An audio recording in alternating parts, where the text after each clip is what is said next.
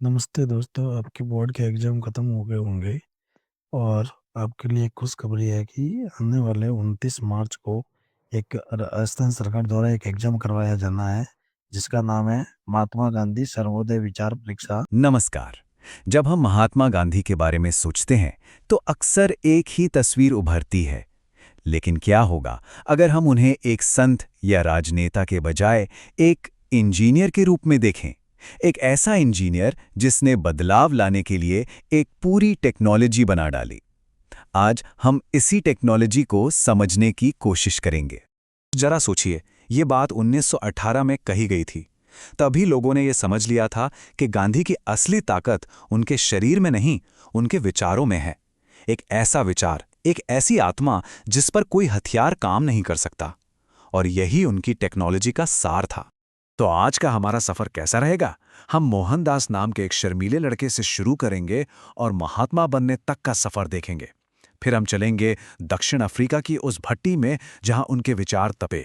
हम उनकी सत्य की शक्ति को समझेंगे, देखेंगे कि कैसे उसने पूरे भारत को जगाया, और आखिर में सुनेंगे उसकी गूंज जो आज भी दुनिया भर में सुनाई देती है। तो चलिए शुरू करते हैं पहले पड़ाव से। कहानी की शुरुआत एक ऐसे इंसान से होती है जिसे देखकर कोई कह नहीं सकता था कि वो एक दिन इतिहास बदल देगा।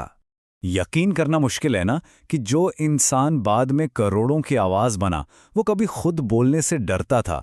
एक संकोची नौजवान जो लंदन में वकालत पढ़ रहा था। लेकिन शायद इसी अनुभव ने, पश्चिमी दुनिया को इतने करीब से देखने ने, उनके अंदर कुछ बड़े सवालों के बीज बो दिए थे। और यहीं पर हमें गांधी को समझने की सबसे बड़ी चाबी मिलती है। उनके लिए राजनीति, आजादी की लड़ाई, ये सब सत्ता का खेल नहीं था। ये तो उनकी एक निजी आध्यात्मिक यात्रा का हिस्सा था। उनके जीवन का हर काम, जैसा कि वह खुद कहते हैं, सत्य के साथ एक प्रयोग था। हर हीरो की कहानी में एक टर्निंग पॉइंट होता है ना?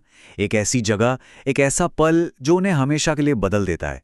गांधी के लिए वो जगह थी दक्षिण अफ्रीका। एक ऐसी भट्टी जिसने एक साधारण वकील को एक असाधारण लीडर में बदल दिया। ये 21 साल सिर्फ साल नहीं थे, ये एक पूरी प्रयोगशाला थी। एक युवा वकील डरबन आता है, नस्लीय भेदभाव का कड़वा घूंट पीता है, इंडियन ओपिनियन के जरिए लोगों को जोड़ना सीखता है, और फिर 1906 में दुनिया को एक नया शब्द देता है, सत्याग्रह। जब वो दक्षिण अफ्रीका से निकले तो वो मोहनदास नहीं बल्कि महात्मा बनने की राह पर थे। तो इसी भट्टी में तपे थे वो विचार, जिसने दुनिया को अन्याय से लड़ने का एक बिल्कुल नया तरीका सिखाया। एक ऐसा तरीका जो ताकतवर भी था और नैतिक भी। ये वो जगह थी जहां गांधीवादी प्रतिमान ने असल में जन्म लिया। तो ये टेक्नोलॉजी आखिर थी क्या? चलिए इसके पुर्जों को, इसके मूल सिद्धांतों को एक एक करके समझते हैं।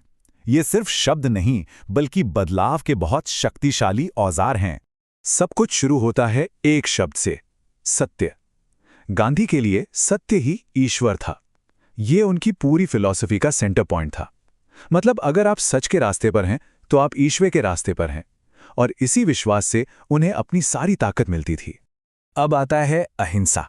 इस शब्द को सुनते ही अक्सर लोग इसे कमजोरी या निष्क्रियता समझ लेते हैं, पर गांधी के लिए ये ठीक इसका उल्टा था। अहिंसा कायरता नहीं बल्कि सबसे बड़ी बहादुरी थी। ये सिर्फ मारपीट न करना नहीं बल्कि मन में भी अपने दुश्मन के लिए नफरत ना रखना था। ये एक बहुत ही एक्टिव, एक बहुत पॉजिटिव फोर्स थी। और जब आप सत्य और अहिंसा को मिला देते हैं तो क्या बनता है? तब बनता है गांधी का सबसे बड़ा आविष्कार, सत्याग्रह, यानी सत्य का आग्रह या सत्य की शक्ति। इसका मकसद दुश्मन को हराना या उसे नीचा दिखाना नहीं था, बल्कि उसकी अंतरात्मा को जगाना था। उसे ये एहसास दिलाना था कि वो गलत है। और ये समझना बहुत बहुत जरूरी है कि गांधी जिस अहिंसा की बात कर रहे थे वो कमजोरों की अहिंसा नहीं थी। वो कहते थे कि कायरता और हिंसा में से चुनना हो तो हिंसा बेहतर है। उनकी अहिंसा तो बहादुरों की अहिंसा थी। मतलब आप लड़ सकते हैं, आपके पास ताकत है, लेकिन फिर भी आप एक ऊंचा रास्ता चुनते हैं। तो थ्योरी तो समझ ली, अब बारी है एक्शन की। देखते हैं कि गांधी ने भारत लौटकर इस टेक्नोलॉजी का इस्तेमाल कैसे किया और एक सोए हुए देश को कैसे झकझोर कर रख दिया। ये सिर्फ एक दो लड़ाइयां नहीं थीं, ये एक के बाद एक पूरे देश को जगाने वाले आंदोलनों की एक श्रृंखला थी। चंपारण के किसानों से लेकर खेड़ा तक, फिर असहयोग आंदोलन से लेकर भारत छोड़ो आंदोलन तक। हर बार गांधी अपनी सत्याग्रह की प्रयोगशाला में नए नए प्रयोग कर रहे थे और हर बार लाखों लोग उनके साथ जुड़ रहे थे। और अगर सत्याग्रह को एक्शन में देखना हो तो नमक मार्च से बेहतर कोई उदाहरण नहीं है।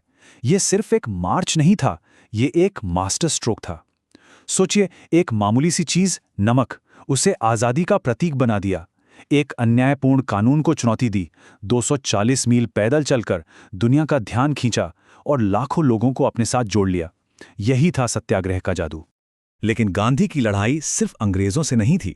उनकी एक बहुत बड़ी लड़ाई भारत के अंदर भी थी, छुआछूत जैसी सामाजिक बुराई के खिलाफ और खादी के जरिए देश की आर्थिक आत्मनिर्भरता के लिए। वो सिर्फ राजनीतिक आज़ादी नहीं बल्कि एक संपूर्ण स्वराज चाहते थे जो सामाजिक और आर्थिक रूप से भी आज़ाद हो। तो ये कहानी भारत पर खत्म नहीं होती, बल्कि यहां से तो गांधी के विचारों की गूंज पूरी दुनिया में फैलने वाली थी। उनकी टेक्नोलॉजी सिर्फ भारत के लिए नहीं थी, वो पूरी मानवता के लिए थी। ये विचार एक चिंगारी की तरह थे जो दुनिया के अलग अलग कोनों में आग लगा रहे थे। अमेरिका में doctor Martin Luther king junior ने इन्हीं हथियारों से नस्लीय समानता की लड़ाई लड़ी। और विडंबना देखिए, जिस दक्षिण अफ्रीका में गांधी ने सत्याग्रह को जन्म दिया था, वहीं नेल्सन मंडेला ने रंग भेद के खिलाफ लड़ने के लिए इसी से प्रेरणा ली। तो सवाल उठता है, क्या ये बातें सिर्फ इतिहास की किताबों के लिए हैं? बिल्कुल नहीं। आज की दुनिया को देखिए, जो नफरत, ध्रुवीकरण और हिंसा से भरी हुई है। ऐसे में गांधी के विचार, उनकी ये टेक्नोलॉजी शायद पहले से भी ज्यादा जरूरी हो गई है। वो हमें एक दूसरा रास्ता दिखाते हैं। तो हम आपको इसी सवाल के साथ छोड़कर जा रहे हैं।